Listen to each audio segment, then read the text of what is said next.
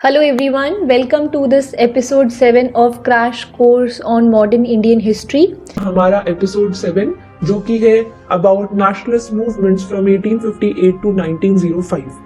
हालांकि 1858 के बाद आने वाले बहुत से एडमिनिस्ट्रेटिव चेंजेस के बारे में हम लोगों ने पिछले सेशन में डिस्कशन किया, लेकिन ऐसी बहुत सारी चीजें थी जो कि एक तरीके से इंडियंस के बीच में कॉमन सेंटिमेंट्स जो है वो जगा रही थी, एक तरह से नेशनलिज्म की भावना जो है वो लेकर आ रही थी, क्योंकि काफी हद तक नेशन एज अ कंसेप्ट जो है वो अब धीरे धीरे करके सामने आने लगा था। नेशन एज अ कंसेप्ट आने के पीछे के बहुत से कारण हैं। यहाँ पे सबसे पहले unification of India. Obviously Britishers ने ऐसी बहुत सारी चीजें इंट्रोड्यूस की जिसकी वजह से इंडिया यूनिफाई हो पाया, जैसे कि रेलवे लाइंस, टेलीग्राफ लाइंस। ये सारी चीजें रिमोट एरियाज जो भारत में हैं उनको एक दूसरे से कनेक्ट करती हैं। नॉर्थ के जो किसान हैं वो अब डेक्कन और साउथ के किसानों की दिक्कतों को, प्रॉब्लम्स को भी जानते हैं। तो काफी हद तक ब्रिटिशर्स जो हैं उनकी कुछ पॉलिसीज ऐसी थी जो कि इंडिया को यूनिफाई करती हैं। दूसरी तरफ वहां उनके द्वारा लाया गया एजुकेशन सिस्टम, उनका एजुकेशन सिस्टम एक तरीके से इंडिया में इंग्लिश लैंग्वेज को लेकर आता है, जिसकी वजह से यहाँ पर इंडियंस जो है उनके ब्रेन में आप देखेंगे, उनके दिमाग में बहुत से आइडियाज जो कि दूसरी कंट्रीज में बहुत सी आइडियोलॉजीज यहाँ पे इमर्ज हो रही थी वो पेनिट्रेट करने लगती है, और वो काफी हद तक अपनी कंट्री की जो सिचुएशन है उसको बाकी की कंट्री से कंपेयर करना भी सीख जाते हैं। तो काफी हद तक वेस्टर्न थॉट्स और एजुकेशन जो है वो यहाँ पर इंडियंस को अवेयर कर रही है about lot of other things जो कि पूरे दुनिया भर में हो रही है। यही नहीं बल्कि ये वो दौर भी था जिस समय में इंडिया के पास्ट को रीडिस्कवर किया जा रहा था। यहाँ पर हमें उस इंफीरियरिटी कॉम्प्लेक्स से बाहर निकाला जा रहा था जो कि ब्रिटिशर्स ने हमें डालने की कोशिश की। ब्रिटिशर्स ने हमेशा एक ही चीज कही कि हम सिविलाइज नहीं है, और ब्रिटिशर्स काफी हद तक सिविलाइज्ड हैं और वो हमें सभ्य बनाने आए हैं। वो हमें जीवन किस तरह से जिया जाता है वो सिखाने आए हैं, और हम इसी वजह से अपने आप को इंफीरियर महसूस करते थे as compare to western culture. लेकिन जब इंडिया के पास को रिडिस्कवर किया गया, मौर्यास, गुप्तास जैसे बड़ी बड़ी डायनेस्टीज के बारे में पढ़ाई की जा रही थी, रिसर्च हो रही थी, तो हम भी उस इंफीरियरिटी से बाहर निकल रहे थे और हमें भी समझ आ रहा था कि काफी हद तक हम वेस्टर्न कल्चर से कम्पीट कर पाएंगे। यही नहीं, इस समय में प्रेस और लिटरेचर का भी एक बहुत अहम योगदान रहा। इस समय के न्यूज़पेपर्स, मैगजीन्स जो वर्नाकुलर लैंग्वेजेस में छपते थे वो यहाँ पर नेशनलिस्ट आइडियाज को जगह जगह फैला रहे हैं, स्प्रेड कर रहे हैं। लिटरेचर की अगर बात करें तो कुछ बेहतरीन राइटर्स आपको इस समय में देखने को मिलेंगे। आपको यहाँ पे हिंदी लिटरेचर के कुछ ऐसे राइटर्स जैसे कि भारतेंदु हरीशचंद्र यहाँ पर पेट्रियोटिक सॉन्ग्स और पोएम्स जो है वो लिखते हुए देखने को मिलेंगे, जिसकी वजह से इंडियंस जो है वो काफी हद तक अपने ऊपर, अपने ओरिजिन के ऊपर प्राउड महसूस कर रहे थे। दूसरी ओर था वो रेशियल एरोगेंस जो कि इंडियंस को झेलना पड़ रहा था ब्रिटिशर्स के कारण। ब्रिटिशर्स ने ऐसी बहुत सी पॉलिसी लाई थी जिसकी वजह से रेशियल डिस्क्रिमिनेशन जो है वो साफ तौर पर देखा जा सकता था। जैसे कि रेलवे लाइंस तो उन्होंने बिछाई ही, लेकिन ट्रेन्स में कुछ कंपार्टमेंट्स ऐसे होते थे जिनमें इंडियंस को परमिशन ही नहीं थी एंटर होने की। फर्स्ट क्लास में वो ट्रैवल नहीं कर सकते थे। बहुत से होटल्स और रेस्टोरेंट्स जो है उसमें बाहर बोर्ड लगा दिया जाता था कि Indians and dogs are not allowed. तो इस तरह का रेशियल डिस्क्रिमिनेशन जो है वो साफ तौर पर इंडियंस को देखने को मिल रहा था। उसके बाद कुछ ऐसे एक्ट्स जो कि डिस्क्रिमिनेशन को और बढ़ा देते हैं, जैसे कि arms act of 1878। Arms act 1878 का ये कहता है कि अगर आपके पास प्रॉपर लाइसेंस अवेलेबल नहीं है तो आप एक तरीके से आर्म्स को मैन्युफैक्चर भी नहीं कर सकते हैं और आप आर्म्स को यहाँ कैरी भी नहीं कर सकते। और इंटरेस्टिंग बात यह है कि ये पर्टिकुलर एक्ट जो है ये सिर्फ और सिर्फ इंडियंस पर ही लागू होता था। आपको यहाँ पर किसी तरीके से ये एंग्लो इंडियंस या ब्रिटिशर्स पर लागू होता हुआ नहीं देखने को मिलेगा। उसी प्रकार से वर्नाकुलर प्रेस एक्ट 1878 का जो सामने आया वो भी यहाँ पर वर्नाकुलर यानी कि लोकल लैंग्वेजेस में छपने वाले न्यूज़पेपर्स जो है उनको बैन कर देता है।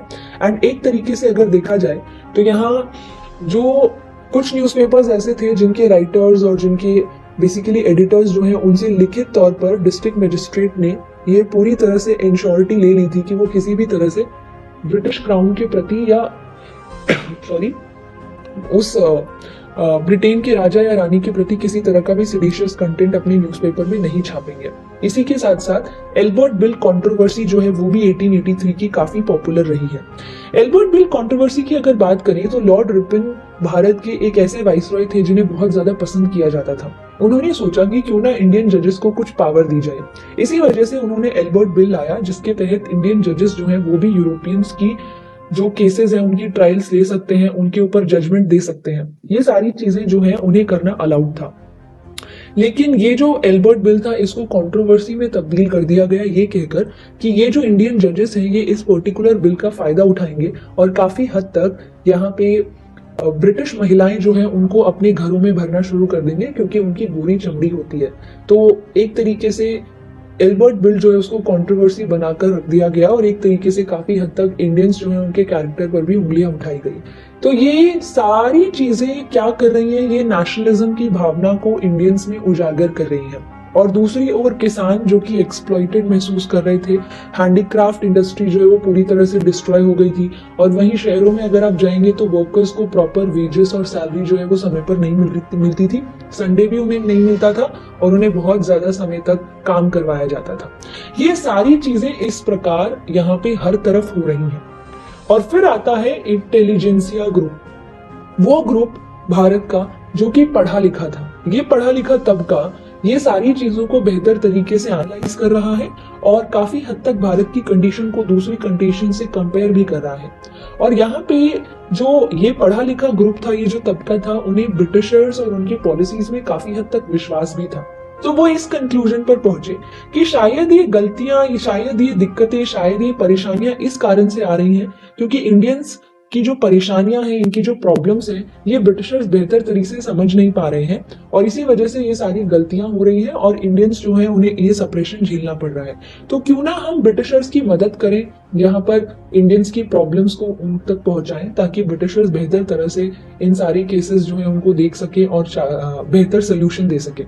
यानी कि ये जो इंटेलिजेंसिया ग्रुप है, इन्हें ब्रिटिशर्स पर पूरा विश्वास है, पूरा ट्रस्ट है कि ये वाकई में हमारी मदद करना चाहते हैं, लेकिन क्योंकि ये भारत की जनता और इस समाज के बारे में ज्यादा जानकारी नहीं रखते, इस वजह से इस तरह की प्रॉब्लम्स क्रिएट हो रही हैं। तो काफी सारे ऐसे इंटेलिजेंसियाज थे, बेसिकली काफी सारे ऐसे पढ़े लिखे लोग थे जिन्होंने यहाँ पर अलग अलग प्लेटफॉर्म एस्टैब्लिश किए जिसके जरिए इंडियंस की प्रॉब्लम्स को याचिकाओं के जरिए यानी कि पिटिशन के थ्रू ब्रिटिशर्स गवर्नमेंट तक पहुंचाया जाएगा। जैसे land holder society, east India association, Indian association of Calcutta, Poona सार्वजनिक सभा, मद्रास महाजन सभा, बॉम्बे प्रेसिडेंसी एसोसिएशन, ये सारे के सारे एसोसिएशंस जो आप यहाँ पर देख रहे हैं, ये सारे एसोसिएशंस यहाँ पर इसीलिए ही सामने आए ताकि एक तरीके से इन ग्रुप्स के जरिए इंडियंस की प्रॉब्लम्स को प्रॉपर कॉन्स्टिट्यूशनलिज्म को फॉलो करते हुए, रूल्स को फॉलो करते हुए याचिकाओं के जरिए पिटीशन दायर करके यहाँ ब्रिटिशर्स तक पहुंचाया जाएगा और फिर ब्रिटिशर्स जो है उन याचिकाओं पर काम करेंगे। लेकिन ये सारे एसोसिएशंस एक तरह से रीजनल लेवल पर थे, नेशनल लेवल पर नहीं। इसी वजह से एक नेशनल लेवल के एसोसिएशन की भी जरूरत थी, जिसके कारण आगे चलकर आप देखते हैं कि 1885 में यहाँ पर इंडियन नेशनल कांग्रेस की शुरुआत हुई। इंडियन नेशनल कांग्रेस जो है वो A.O. ह्यूम के द्वारा इस्टेब्लिश की गई, लेकिन उनके साथ साथ दादा भाई नौरोजी और दिनशॉ इदुल्ची बाचा नाम के जो लीडर्स हैं वो भी यहाँ पर अपना कंट्रीब्यूशन देते हैं। पहला सेशन इंडियन नेशनल कांग्रेस का मुंबई में हुआ और 72 डेलीगेट्स थे जिन्होंने इसमें पार्टिसिपेट किया and W.C. Banerjee was the one जिन्होंने यहाँ पर इस सेशन को प्रिसाइड किया था। अब अगर मैं A.O. ह्यूम की बात करूं तो A.O. ह्यूम जो है वो इंडियन नहीं है। उन्होंने ब्रिटिश सिविल सर्विसेज जो है उनमें अपनी सर्विसेज दी थी और वो एक रिटायर्ड सिविल सर्वेंट थे। रिटायरमेंट के बाद वो यहाँ पर इंडियंस के साथ मिलकर एक नेशनल लेवल पर प्लेटफॉर्म जो है वो क्रिएट कर रहे हैं। यानी कि एक बहुत बड़ा सवाल उठता है कि एक ऐसा व्यक्ति जो भारतीय नहीं है, जिसने ऑब्वियसली ब्रिटिश सिविल सर्विसेज में सर्विसेज दी है, वो इंडियंस के हित में, उनके इंटरेस्ट में इस तरह के एसोसिएशन की क्यों शुरुआत करेगा। ये एक बहुत बड़ा सवाल था और इसी वजह से हिस्टोरियंस जो हैं इस पर्टिकुलर क्वेश्चन के आंसर को देने की भी कोशिश करते हैं, जिसकी वजह से दो थ्योरीज सामने आई। पहली थी सेफ्टी वाल्व थ्योरी और दूसरी लाइटनिंग कंडक्टर थ्योरी। दोनों थ्योरीज को थोड़ा सा समझने की कोशिश करते हैं। According to safety valve theory, Britishers ने A.O. ह्यूम को इंडियन लीडर्स के बीच में प्लांट किया था एज एन एजेंट, जो कि सारी के सारे मूव्स, सारी की सारी थिंकिंग जो इन इंडियन लीडर्स की है उन्हें ब्रिटिशर्स तक पहुंचाएंगे ताकि ब्रिटिशर्स हर एक स्टेप के लिए पहले से ही तैयार रहें।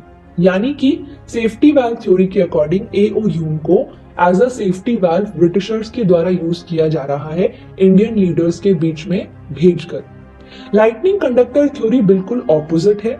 लाइटनिंग कंडक्टर थ्योरी कहती है कि A.O. ह्यूम जो है उन्हें इंडियंस के द्वारा यूज किया गया एज अ लाइटनिंग कंडक्टर। जैसे कि घरों के ऊपर आप लोगों ने लाइटनिंग कंडक्टर देखा होगा, जो कि बिजली कड़कने पर अपने अंदर से सारे इलेक्ट्रॉन्स लेता है और वो अर्थ में पहुंचा देता है, जिसकी वजह से बिल्डिंग को कोई नुकसान नहीं पहुंचता।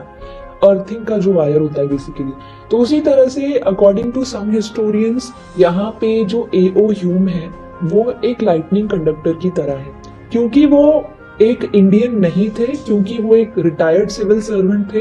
तो उनकी जो पिक्चर थी, अगर वो सामने होगी तो ब्रिटिशर्स जो हैं वो इस इंडियन नेशनल कांग्रेस के जो भी स्टेप्स हैं, जो भी एक्शंस हैं, उन पर किसी तरह का शक नहीं करेंगे। और एओ ह्यूम की शक्ल, उनका नाम दिखाकर जो इंडियन लीडर्स हैं वो अपने अकॉर्डिंग सारे काम, सारी चीजें जो हैं, सारे स्टेप्स जो हैं वो बेहतर तरह से कर सकते थे और उन्हें ब्रिटिश अथॉरिटीज के सप्रेशन का डर भी नहीं होता। तो ये दो अलग थ्योरीज हैं।